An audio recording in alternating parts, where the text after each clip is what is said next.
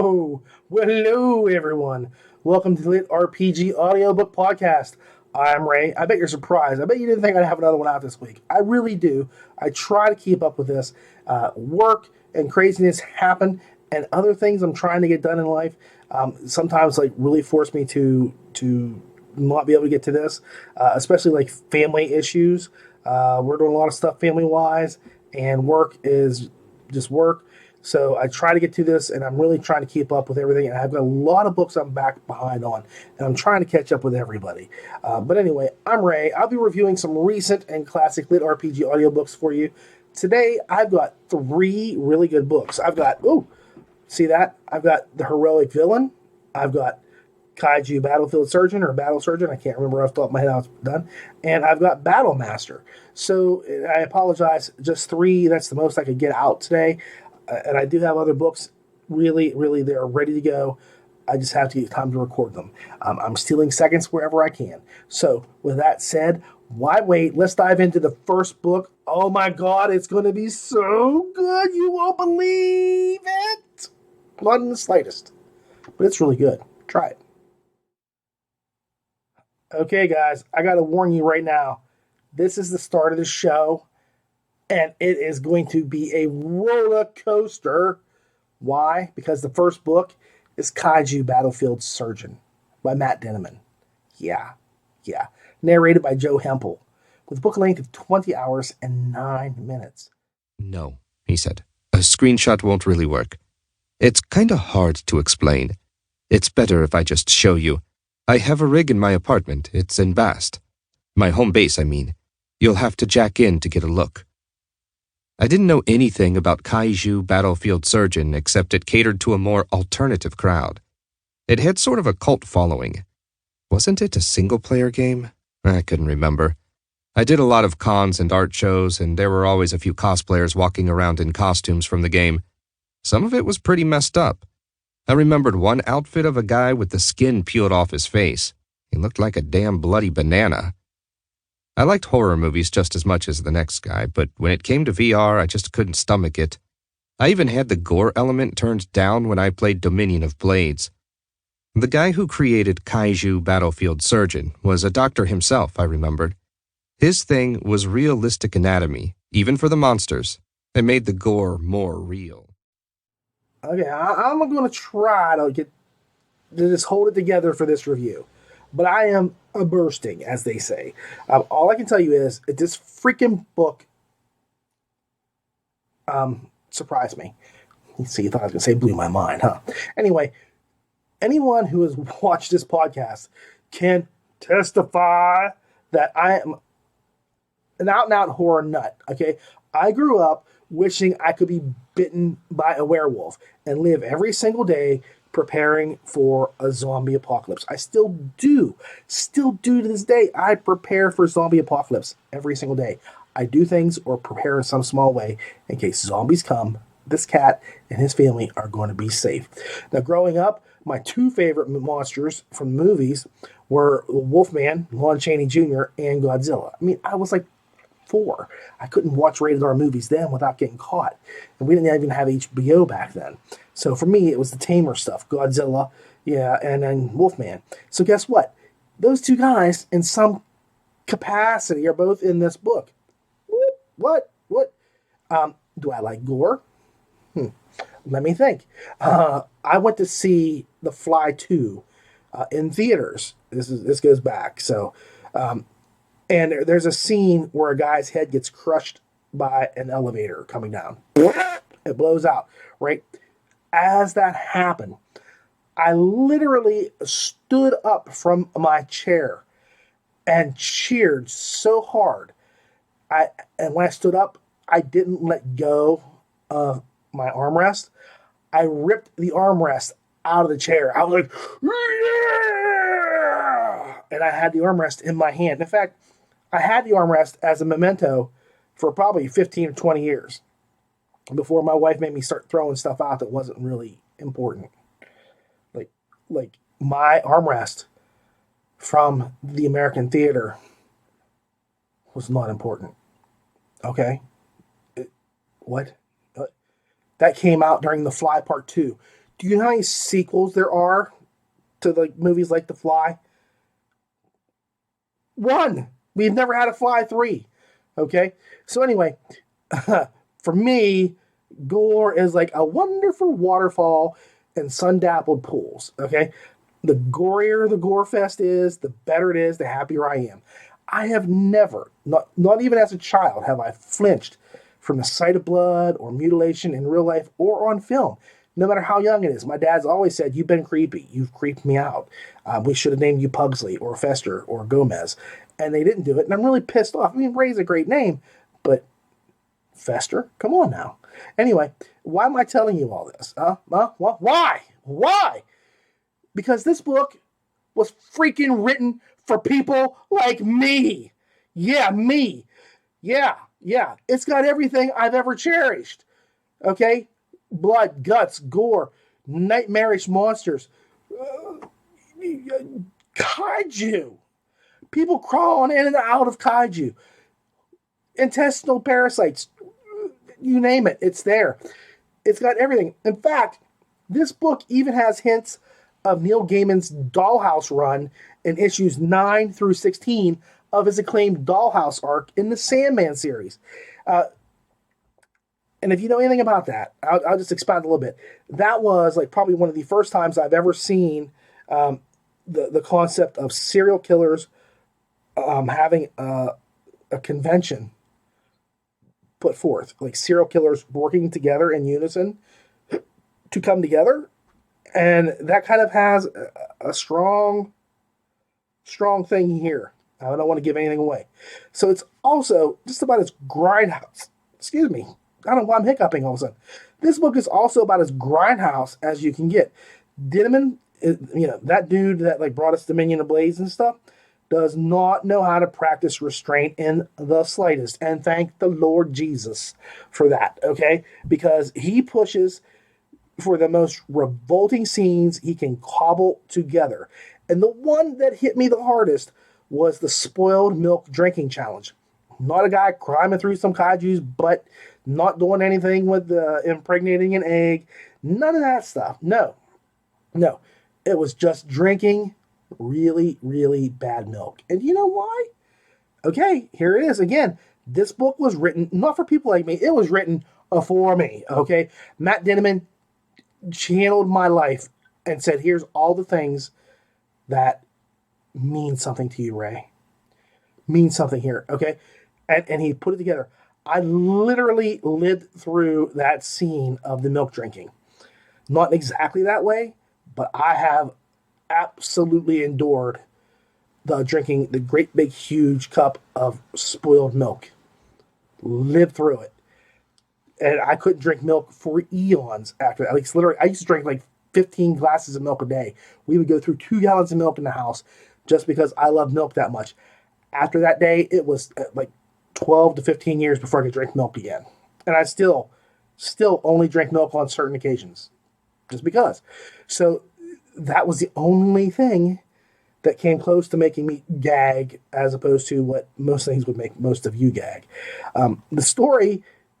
So I guess I got to tell you a little bit about it. And I'm not going to go into a lot of detail because there's just so much stuff that it would overwhelm.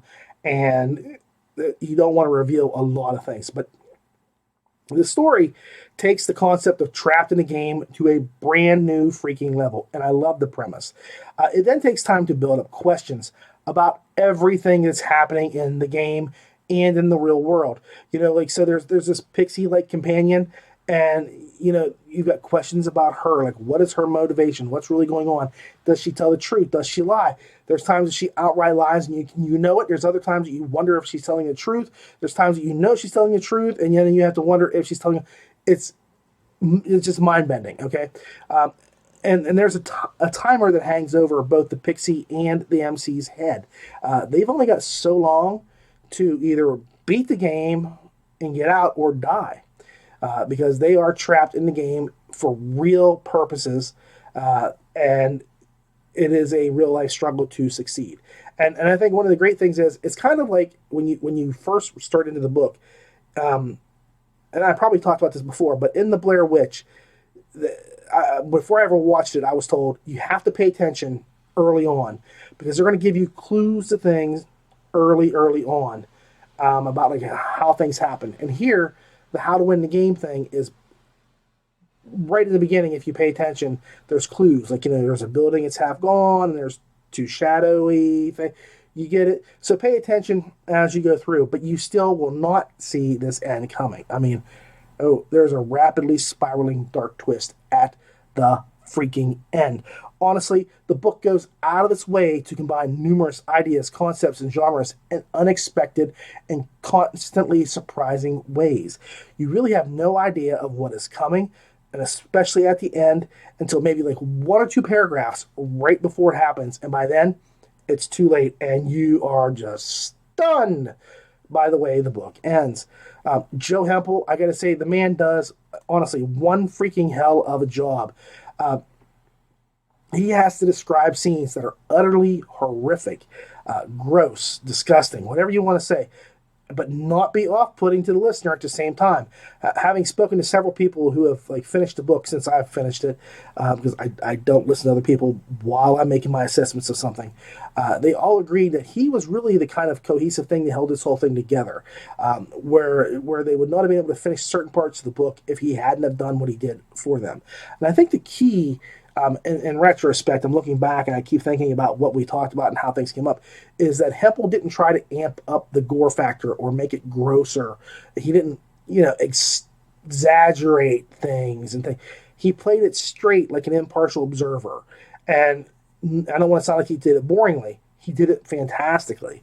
If he had said, and then the blood came spilling down and this kaiju sperm did this, you'd be like, yeah, that's just silly. It would just be too far over the top. He doesn't. It would just become campy if he'd done something otherwise. And campy is not good when it comes to a book like this. He plays it straight, and it works really, really well. I really respect his work here, because it cannot be easy. And I also understand, I love Andrea Parsnow, right? Okay, she's one of the greatest narrators out there. I love her.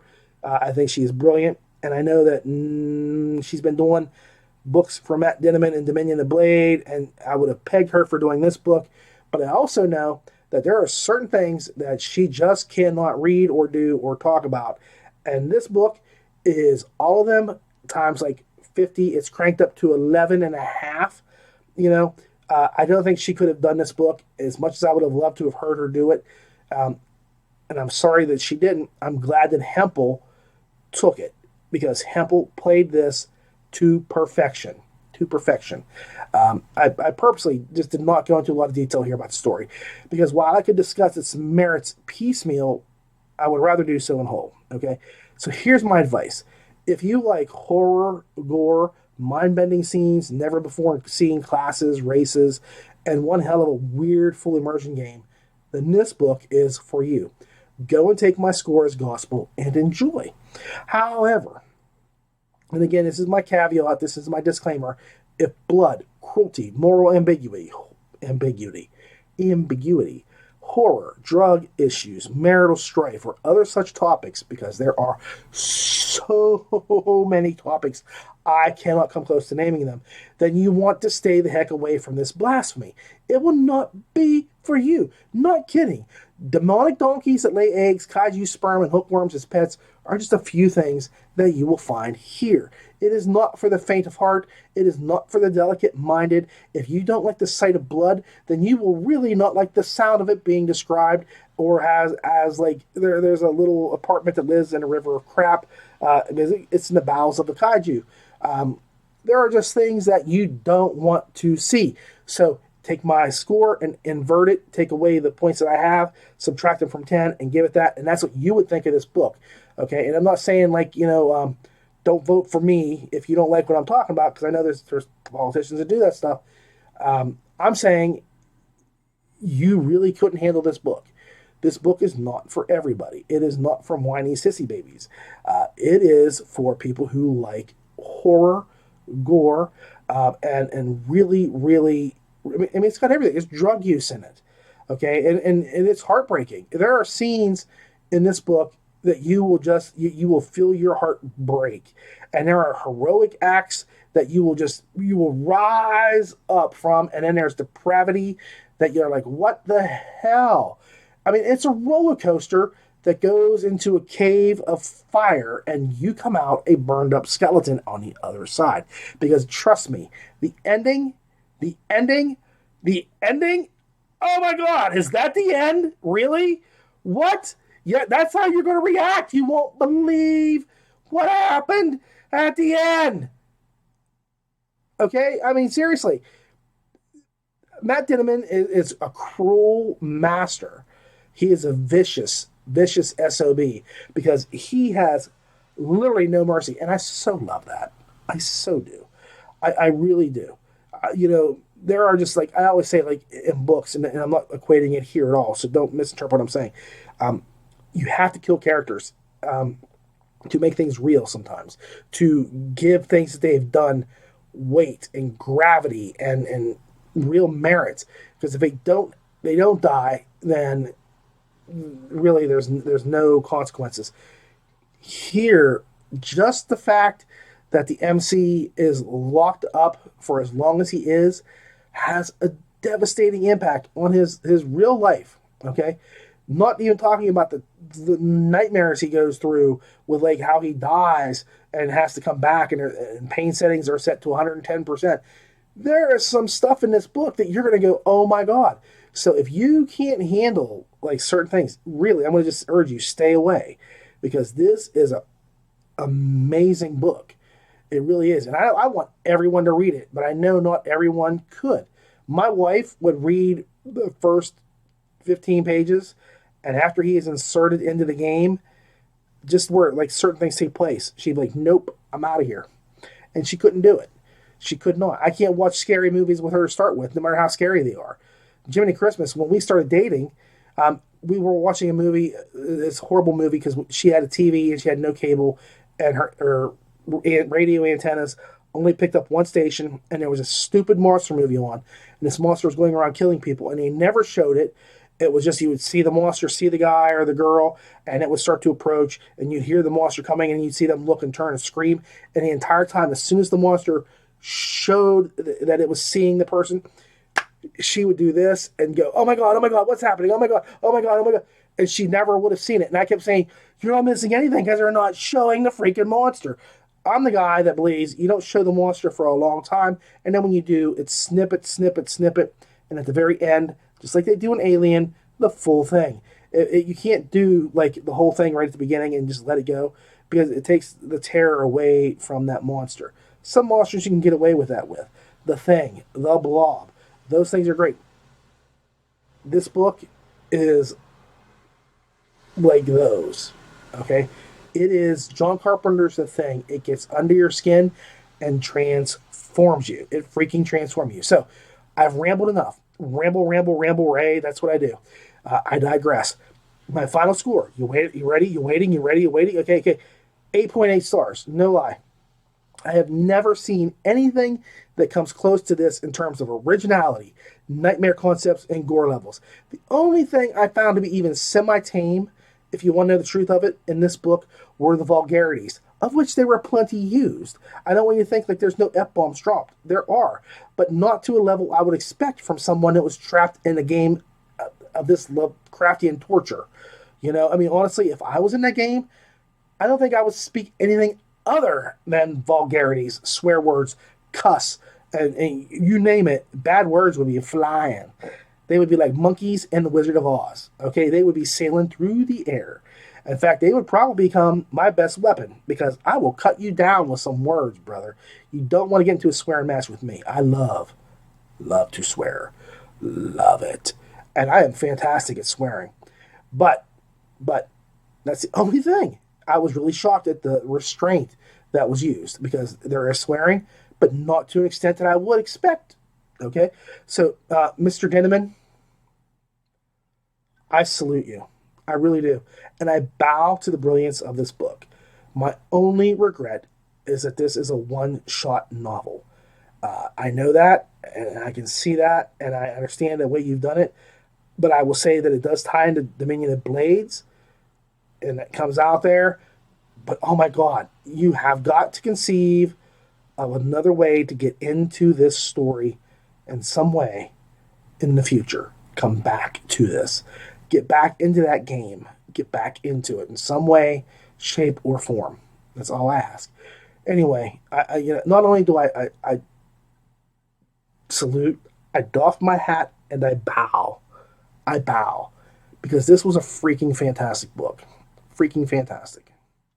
Battle Master, a LitRPG adventure, The Blood Crown, Book 1, by Damien Boyle, with narration by who? Steve Campbell. Well, hell, that's gotta be good if it's Campbell's. I didn't mean to make that super reference, but Steve Campbell's pretty damn good. And a book length of 9 hours and 38 minutes. Connected. Synchronizing. Synchronization successful. White light entered the edge of my vision, breaking the darkness. The light dimmed and I found myself lying face down on a beach in the full heat of a tropical sun. I was covered in sand as if I had been there for some time. I barely had time to roll onto my back before a tiny lizard skittered over my leg, pushing its little claws into my sunburnt skin. Gah! I leapt to my feet and aimed a kick at the lizard, too late as it dove under the white sand. A scream rang out nearby. I gulped past a dry throat and looked around.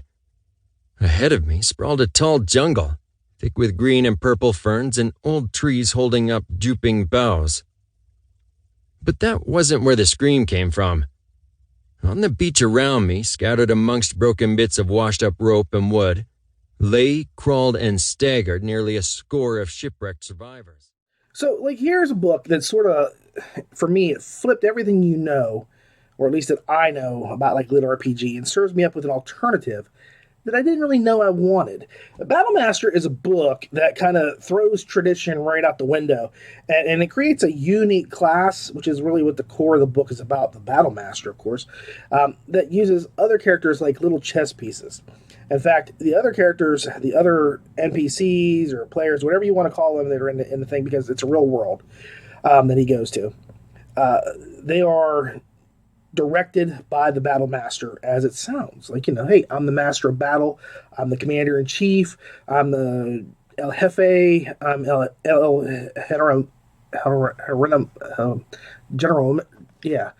Generalissimo. I don't know how you do that. I don't talk good, okay? Which is odd for a guy who does podcasting. Anyway, watch, 30 Rock. Alex Baldwin has a character he plays on a Spanish TV show, the Generalissimo, okay, I'm just going to pass that up, okay, but anyway, the Battle Master is who he is. He's the Master Battle. He guides other people as pieces, so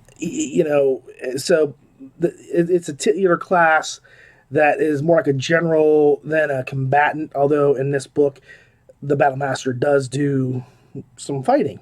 Which sort of goes against everything that the other people that have that class do. Most of them are kind of renowned for not risking their neck and not putting themselves in danger, whereas the MC of this book, Paul, really does. The Battle Master is able to choose other players' ability in preparation of upcoming battles. If the book's beginning feels familiar, which for me it totally did, and I knew exactly where I was vibing from the moment it started, because it is somewhat reminiscent of MSE's Tamer novel.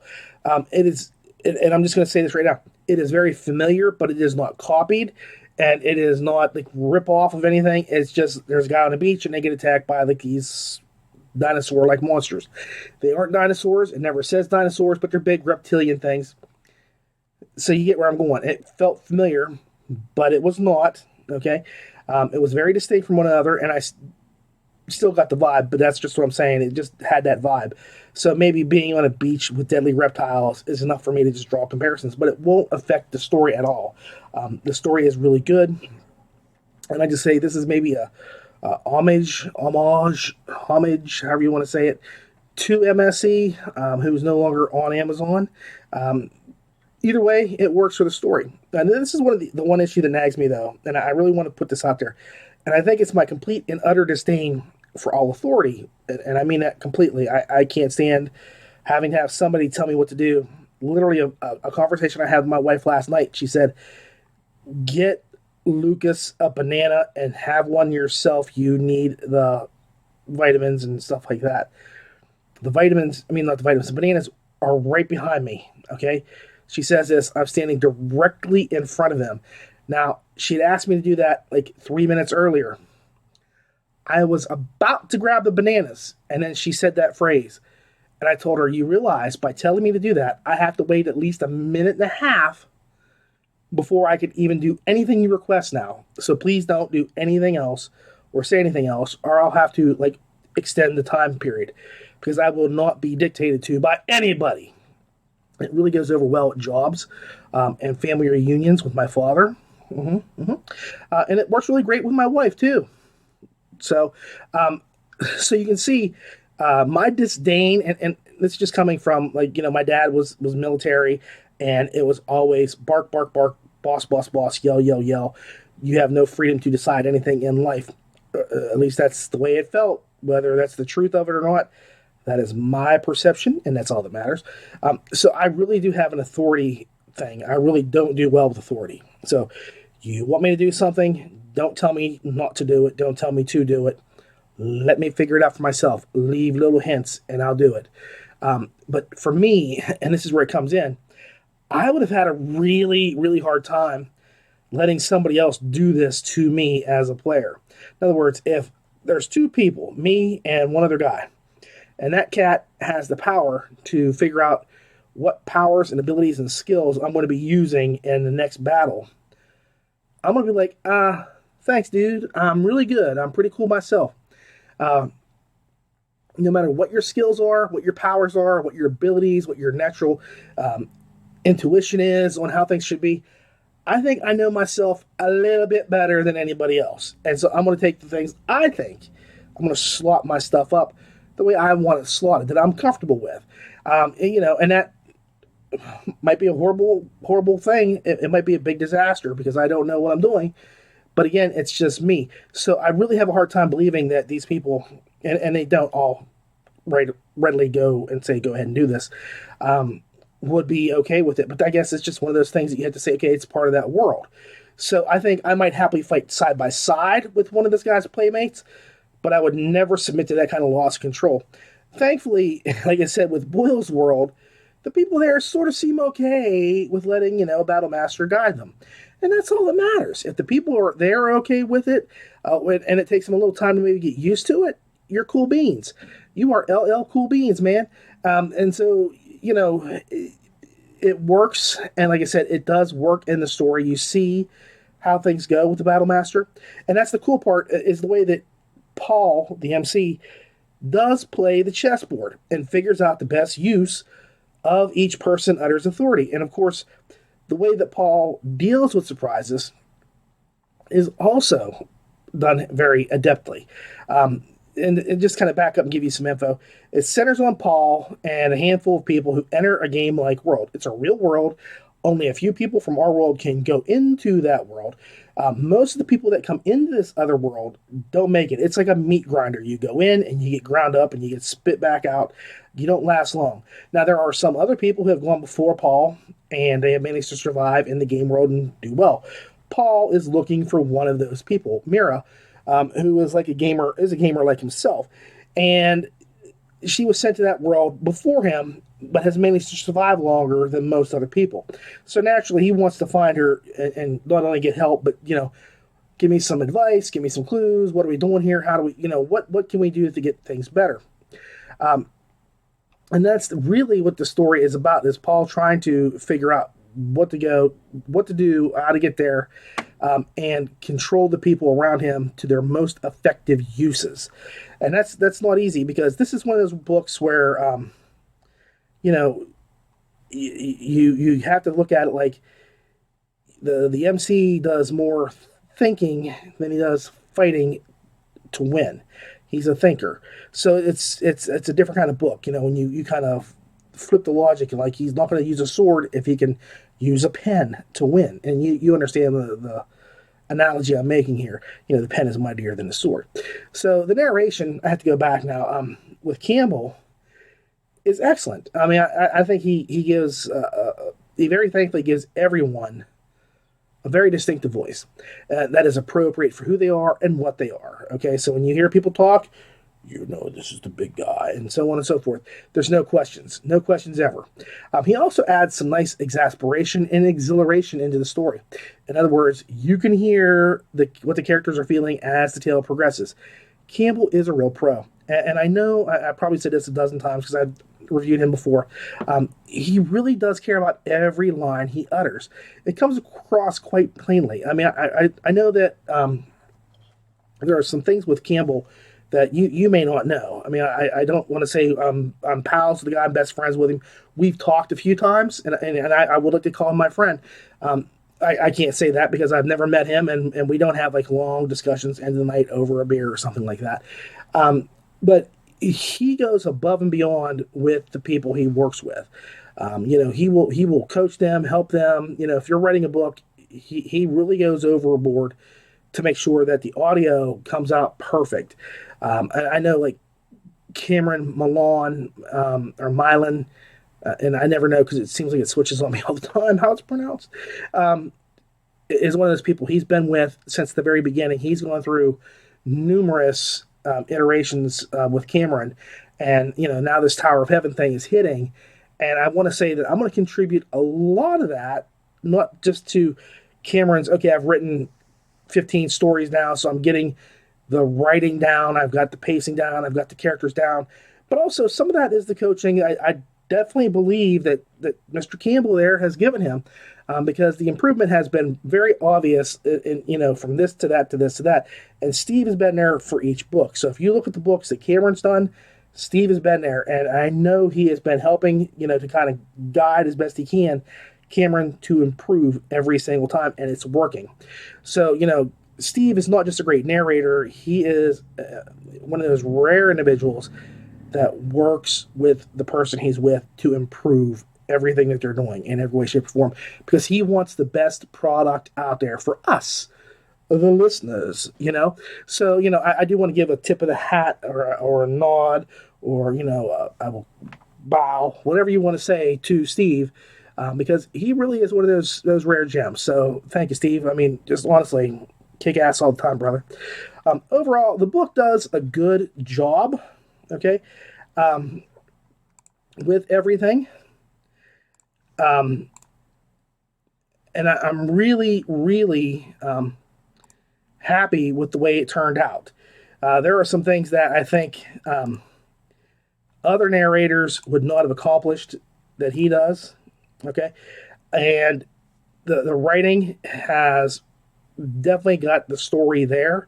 It is right online. So the book, it works just really, really, really well.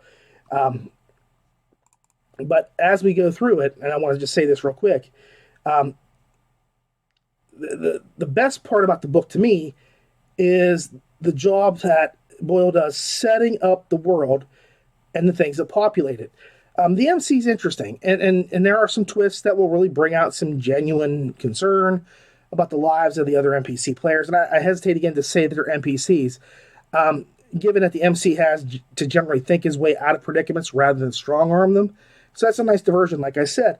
But the only real issue I have here is another contender for the role of the group, okay? Here's where I go into this. There's a survivor named Richard, and I don't think the name is a coincidence. Richard is an a-hole from the start and rapidly transforms into another body part in the same region that actually has a connection more to Richard than being, than an a-hole does, if you know what I'm saying. I will never understand how protagonists in books let people like this continue on knowing that they will be trouble until they are killed, banished, or run off with all the supplies.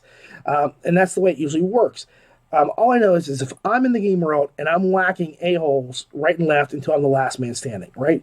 If I'm there and I'm going to survive and some cat comes up to me and he's being a total jerk, Mr. Ray ain't going to play. He's going to take care of business. And it might sound harsh, it might sound gruesome, but when it's my survival on the line versus some guy who's just in it for himself, and I guess that would be me because I'm there for my survival. All right, word this. I'm trying to get the group to work together really well. And there's one guy who's more selfish and he's more self-centered than it just being about the group. That would be the best way to describe Richard. Yeah, they're going to go. They're going to get out of the way because I'm making it, and anybody else that follows with me makes it. It's kind of like Doctor Who. He really likes his companions, and eventually they all have something horrible happen to them. Yeah, just like that. But the Doctor's a good guy. Good guy. Yep. Or girl now. So, anyway, I read for enjoyment and not irritation, and people like Richard really rub me the wrong way. The same thing happened in Primeverse. If you remember when I talked about Primeverse, there's a character there. Somebody needed to smack or punch every time they opened their mouth, and it didn't happen, and it was necessary. It really should have. There are characters whose actions are so obnoxious that they're either totally evil or just going to be a total detriment or a drag, like an anchor on the team. And they got to go. And I will say again, like with Dave Wilmarth, I really respect Dave because Dave can craft a person just like this that can irritate the hell out of me. But I know somewhere along the line, that person's going to bite it. And they're going to bite it in a really, really great way that's very apropos for who they are and what happens. So, it's a reward for having to put up with that character. I just wish that those kind of characters weren't drug out so long and so often.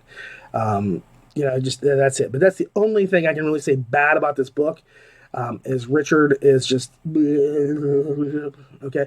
But again, that's a testament to writing, because if Boyle couldn't write, then I wouldn't feel so very strongly about the character. So again, I will say this. It was a good enough writing job that I really, really hated that character. And that was an emotion that was evoked by the words. So I give Boyle a lot of credit here. He deserves it because he did do a great job with that. So you come back to it. It's a good story. Really cool character class. You don't expect it. You don't see it coming. You really haven't seen something like that in other books. And it's worth the time and effort you put into this book. It will go by quick, I promise. It's not a heavy read. It's a lot like just a nice afternoon kind of thing. You'll zip right through it, and pow, you're done. And so if you've got Steve Campbell, it's even better. So I say, if you want to read it, great. But if you want to listen, even better. It's good. So final score is 7.7 stars. Great world building, unique class, very evocative writing, and perfect narration. Okay, I don't even know where to start. Before I even name this title, I have to give an apology. The reason I'm giving this apology is because I have tried multiple times to get this review out onto the podcast. And for whatever reason, every time I record this, something has gone wrong with the recording. I did 3 recordings the other day, and the only one that went through was the one that was not this. Okay, I just re-recorded Battlemaster. That was the first time this one failed. I swear to God, I don't remember how many exactly, but I have recorded this, I know, at least 6 times in an attempt to get it done and do it justice. And like I say, last week there was no show, which you'll see because I've already recorded like the beginning and the end, and the one, which is for Kaiju, Battle Surgeon. That one went through for some reason. It recorded okay. The other ones just did not. And I have been trying very desperately to get this to work. I'm getting it done today. For some reason, everything is working for me now. So, Charles Dean, I apologize. Truly, deeply. This is a book I have wanted to get out for a while. I have not been able to get this book. If you recall, I think 2 shows back or 3 shows back, I'd said, we're having a double sound booth theater spotlight. That was one of those times. Prior to that, I was trying to get this book, and I could not get this book on. Every time I go to record this, something really weird happens. So hopefully the curse is lifted as of today. So I'm going to go into it right now. Hopefully you accept my apology, Charles. Heroic Villain 2, Charles Dean, the writer. narrated by Jeff Hayes, Annie Ellicott, and Justin Thomas James. Book length of 14 hours and 15 minutes. "Let's do this," Lucas said. He confidently pressed the black crystal onto the lizard and then began channeling his energy at the same rate that he had just practiced. The crystal glowed and emitted a deep black light that seemed to take up the space around Lucas's fist and the lizard-like creature. Then, with every second that passed, the light became whiter and more translucent until finally turning completely clear, like sunlight spilling out of a window, before fading away completely.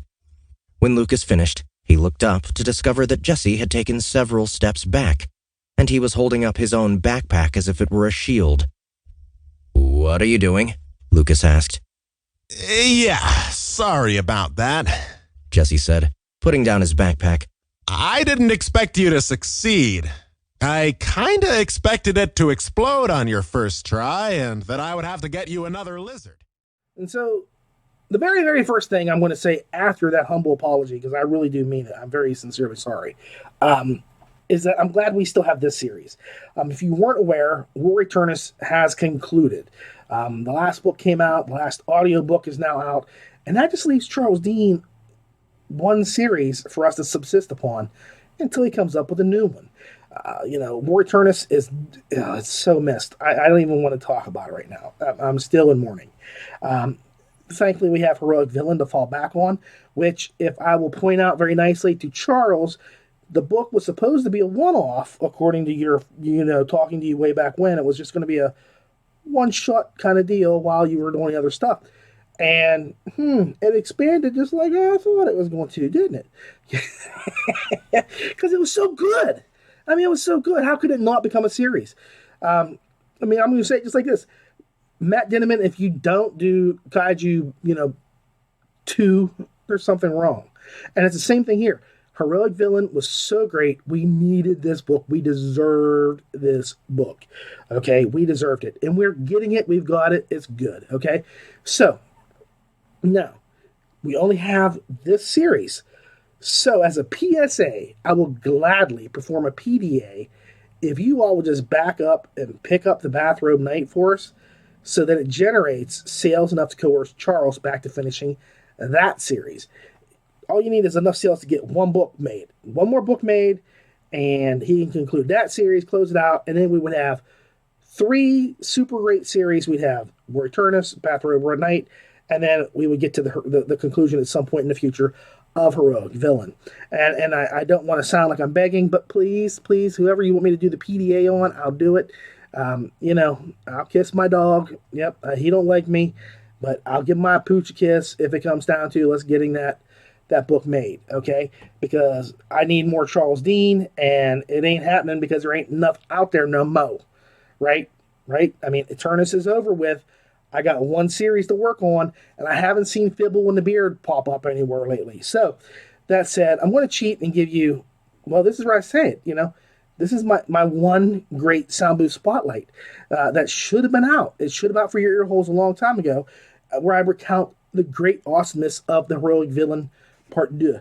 Okay, so I'm not really cheating, although somehow this feels like it's a cheat because it's actually working. It's recording. Somehow this is making it into a video. Okay, so anyway, in this book, our intrepid MC, who has taken the role of villain, leaves the starting point no longer a noob. Okay, he pretty much conquered where he was at, and he has set up his lair, and now he is moving on to bigger, better things in his effort to attract more players back to the game, which was failing. So he moves to a new continent, and then very sadly, something bad has happened. Lucas finds that the Imperium isn't as strong as it was back in the starting stage. Back in the starting stage, the Imperium was like, oh, they're all Hulk smash. Where he's at now, and forgive me, I can't think of the name of the continent they're on, he's kind of like Bruce Banner, but not even like Mark Ruffalo Bruce Banner. He's more like wimpy Bruce Banner from the comics, the milquetoast little scientist who just, don't make me mad. That's the Imperium now. Yeah, I mean, that's the Imperium. They just don't have it. They're wimpy. That's it. Okay. So it's not as strong as it was back in the starting point. So now he has a ton of work to do if he's going to get in there and take over and regain the lost territory, because the Imperium has been pushed back into one singular, small, teeny tiny little place, and he's got to take that place over and then expand from there. No small task. The book does deviate, some from the first novel insofar as Lucas pretty much achieves a lot of goals in a very, very short time. So he's forced to forego his usual planning and plotting. He does a lot of stuff off the cuff, and this is really fun. For me, the battle at the university was probably the best because of all the mental and physical gymnastics that went on as Lucas and his rival went toe-to-toe. I can't tell you who it is. I love that a lot, even though I also love the Vampire Quest line, Ultimatum, just as much. So you can tell that the fight scenes are pretty damn good because Dean can craft a tale of woe when it comes to blades, magic, fire, spells, casting, whatever it is. If there's a battle, it is gloriously, overwhelming. Okay, it's just right there. There's just one thing I wish Charles would do, and I'm going to say that with this book. He always seems to write these almost, I'll call it the almost harem situations where there are numerous girls vying for his MC's attention. And he just needs to pull the trigger, okay? He needs to pull the trigger or ease off a bit because it's such a freaking tease, okay? I love the scheming that Lucas does. Don't fall in love with a schemer. I think that's how the song goes. Anyway, and the way he manipulates his foes, Yago style. Yeah, baby, yeah. But manipulation and scheming are great, but he also applies that towards, like, I'm now going to steal your women. And women come to him, and they do have this attraction to Lucas. And at that point, it is also very clear that there are numerous women in his band, because they're all ladies except for like one dude. And they all want to get together. And of course, there's one who is, his sister-in-law, his wife has passed away. So his sister-in-law is trying to hook up, and that's who I guess you're supposed to root for. But there's numerous other people in the party that are just as equally cool or deserving of Lucas's attention. And guess what? They could all have it. They could all have it if Lucas would just say, hey, ladies, there's plenty of me to go around. And I'm not saying that Charles is a harem writer, but I mean, you skate that line. It's a pencil thin line, It's like a razor thin. Little tiny wee line. You can't hardly see it, okay? You can't, because if it just one toe over the line, that's all it takes, and he's all the way in. And at the end of the book, he kind of maybe doesn't quite dip his toe, but he's about to. So I don't want to give stuff away, but yeah, I mean, I just wish Charles would pull that trigger, because it either needs pulled or it needs just put in the holster and left there, because I can't take it no more. Okay, so can I just say, I'm gonna just move along now before I just get lost on this. SBT rocked my socks off with this, okay? We get the totally cool vocal stylings of Jeff Hayes on most of the book. And while I love his cameos everywhere else, I really just want him to read to me as much as possible. Justin Thomas James, the man continues to impress me. And I just wish that he would call me brother like the big flying monkey monster does Lucas. Every time I hear him say that word, it made me think of Gomez and Fester Adams singing their song, The Mamushka, the Dance of Brotherly Love, in the first Addams Family movie. We won't talk about anything outside of Barry Sonnenfeld's films because they've all been travesties. But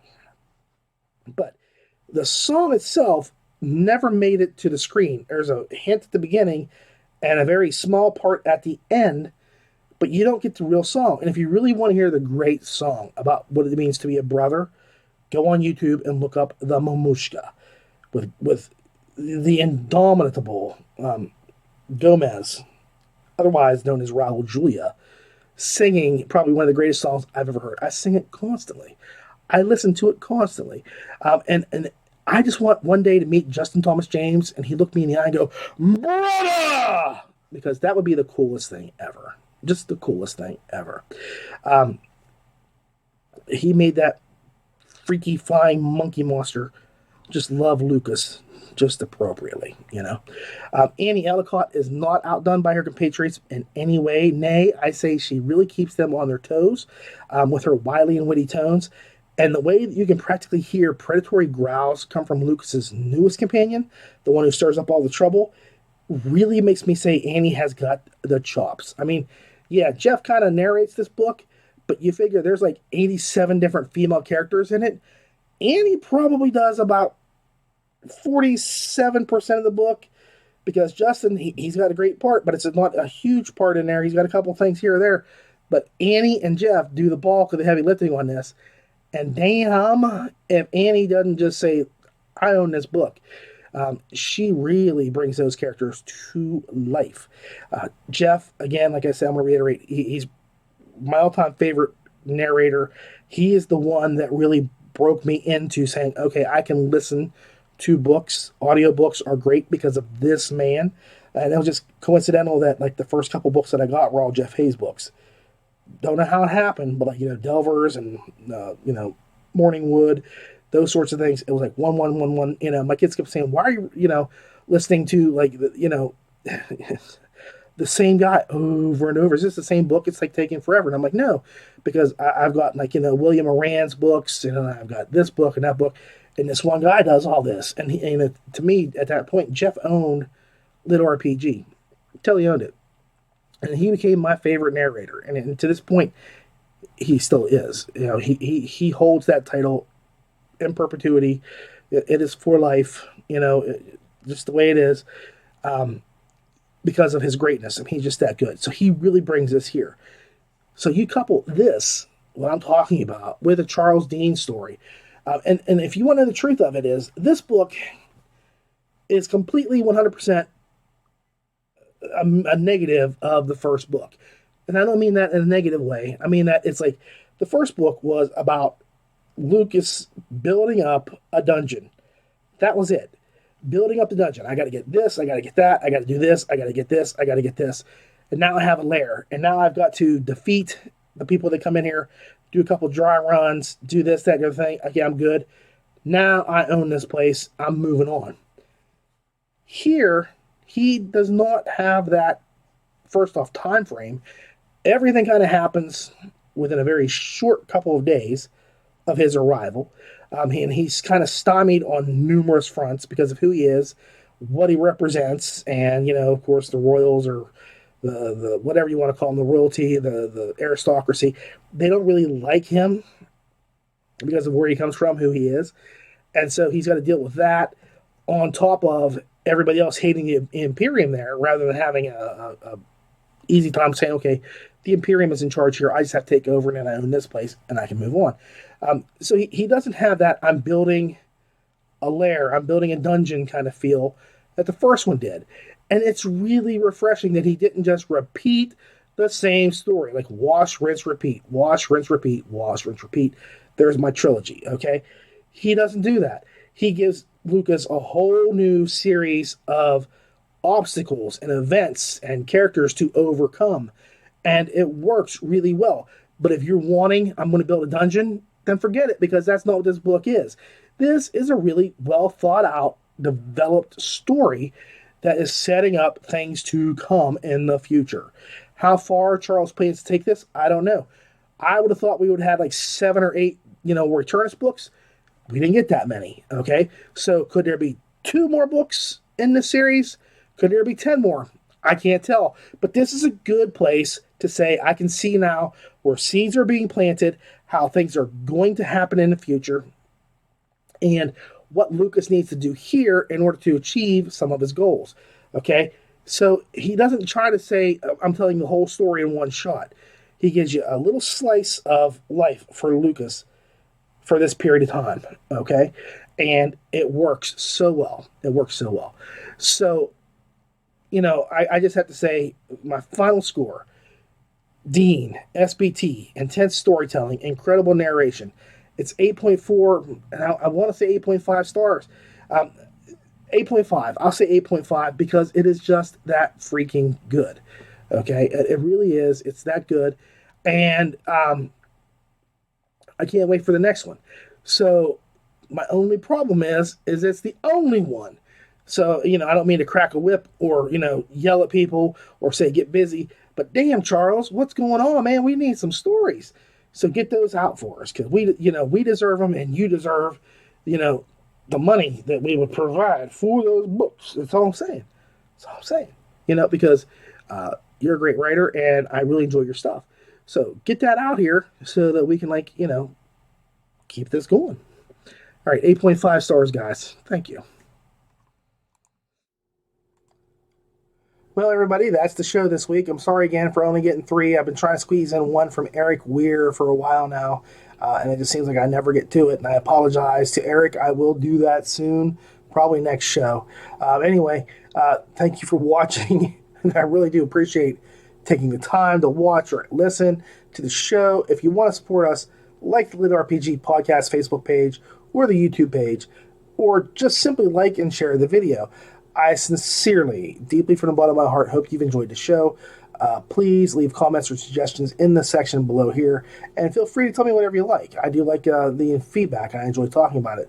As always, remember, you can follow us on Facebook, Twitter, YouTube, iTunes, Google Play, and Stitcher. So again, just remember, please leave a review for any book that you've listened to or read. Authors really depend on reviews. And it doesn't hurt. Just if you enjoyed the book, give it like a 4 or better stars and tell them why you liked it. For LitRPG Audiobook Podcast, I'm Ray. Keep listening.